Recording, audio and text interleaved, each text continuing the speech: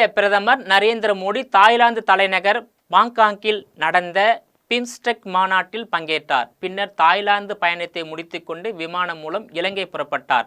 தலைநகர் கொழும்பு விமான நிலையத்தில் தரையிறங்கிய பிரதமர் நரேந்திர மோடிக்கு சிறப்பான உற்சாக வரவேற்பு அளிக்கப்பட்டது. இலங்கையின் மூத்த மந்திரிகள் அடங்கிய குழு ஒன்று பிரதமரை விமான நிலையத்தில் வரவேற்றது. அண்டை நாடான இலங்கையில் 3 நாள் அரசுமுறை பயணமாக மேற்கொள்ளும் பிரதமர் மோடி அங்கே பல்வேறு நிகழ்ச்சிகளில் பங்கேற்கிறார். இதில் முக்கியமாக இலங்கை அதிபர் அனுரா குமார திசாநாயக்கவுடன் விரிவான பேச்சுவார்த்தை நடத்துகிறார். இதில் பல்வேறு துறைகளில் இருதரப்பு உறவுகளை விரிவாக்குவது குறித்து இருவரும் விவாதிக்க உள்ளனர். இந்த பேச்சுவார்த்தையின் முடிவில் இந்தியா இலங்கை இடையே பல்வேறு ஒப்பந்தங்கள் கையெழுத்து ஆகும் என எதிர்பார்க்கப்படுகிறது. குறிப்பாக இரு நாடுகளுக்கும் இடையே முதல் முறையாக இராணுவ ஒப்பந்தம் கையெழுத்து ஆகும் என தெரிகிறது. இந்திய பெருங்கடல் பகுதியில் சீனாவின் ஆதிக்கம் நாளுக்கு நாள் அதிகரித்து வரும் நிலையில் இலங்கையுடனான இராணுவ ஒப்பந்தம் முக்கியத்துவம் வாய்ந்ததாக கூறப்படுகிறது.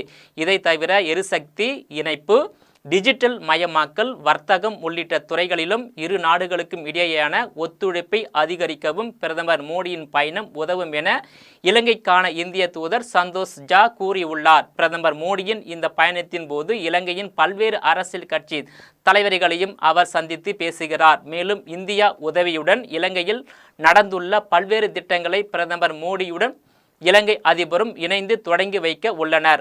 மேலும் சோலார் திட்டம் ஒன்றுக்கும் இருவரும் இணைந்து அடிக்கல் நாட்டுகின்றனர். இந்திய பிரதமர் மோடியின் இலங்கை பயணத்தால் கச்சத்தீவு மீட்கப்படுமா? தமிழக மீனவர்கள் கடலில் மீன் பிடிக்கும் போது இலங்கை கடற்படையால் கைது செய்யப்பட்டு அபராதம் விதிக்கப்படுவது, மீனவர்கள் மீது தாக்குதல் நடத்தப்படுவது, துப்பாக்கி சூடு நடத்தி கொல்லப்படுவது, படகுகள் உள்ளிட்ட தமிழக மீனவர்களின் உடைமைகளை கைப்பற்றுவதோடு சேதப்படுத்தப்படுவது, தமிழக மீனவர்களின் வாழ்வாதாரத்தை தொடர்ந்து பல ஆண்டுகளாக அழிப்பது போன்றவற்றிற்கு இந்திய பிரதமர் நரேந்திர மோடி இலங்கை அரசு முறை பயணத்தின் மூலம் நிரந்தரமாக முற்றுப்புள்ளி வைக்க வேண்டும் என்ற எதிர்பார்ப்பில் பல லட்ச தமிழக மீனவர்களின் பல ஆண்டுகால கோரிக்கையை நிறைவேற்றுவாரா என்பதை பொறுத்திருந்தே பார்க்க வேண்டும். நேயர்களை மீண்டும் இது போன்ற மற்றொரு நிகழ்ச்சியில் சந்திக்கிறேன். அதுவரையில் உங்களிடமிருந்து விடைபெறுவது நான் உங்கள் விஜயபாலன்.